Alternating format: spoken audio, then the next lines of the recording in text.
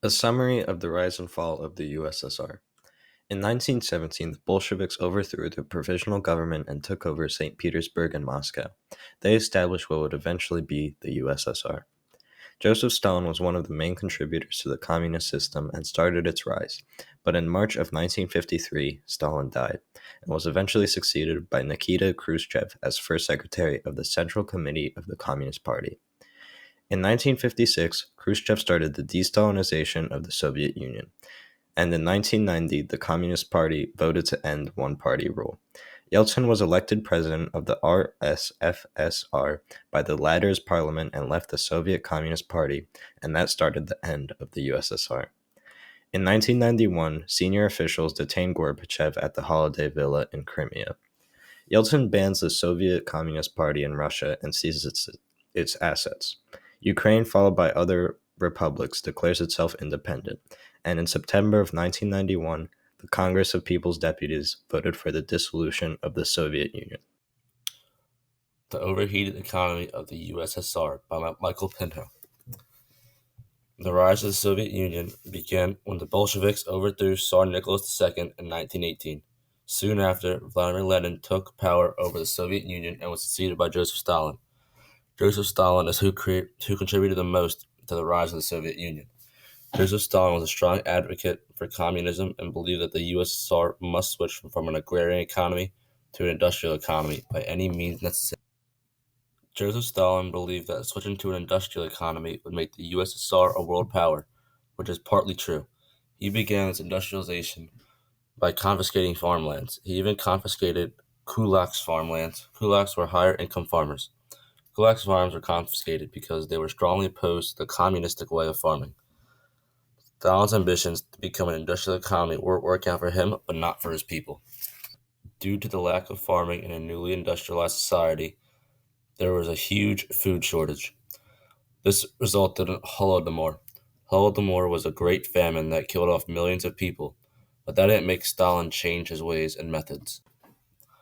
But finally, the USSR became a world power due to nuclear weapon development. Nuclear weapon development allowed for the Soviet Union to make other smaller countries scared and allowed the USSR to spread communism. Economic slowdown of the USSR.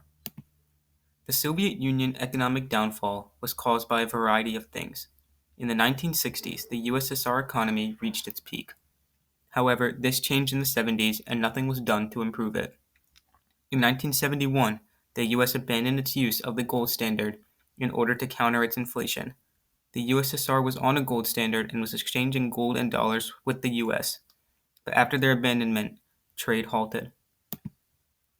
In 1973, the OPEC oil crisis occurred, in which 12 different countries stopped selling oil to the United States, triggering a global recession and extreme increases in oil prices.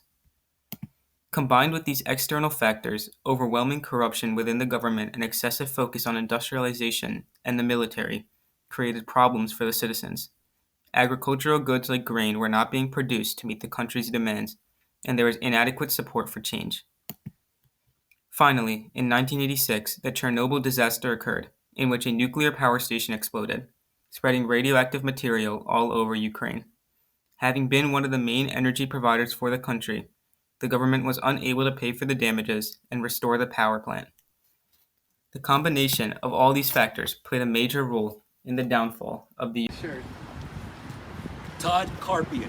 Well, we have a couple questions for you about your time during the Cold War. So, our first question is, what were your views on the Soviet Union during its peak in the early 1970s? Okay, when I was in high school in the late 60s and I was terrified of being drafted for the Vietnam War, I was very anti-communist.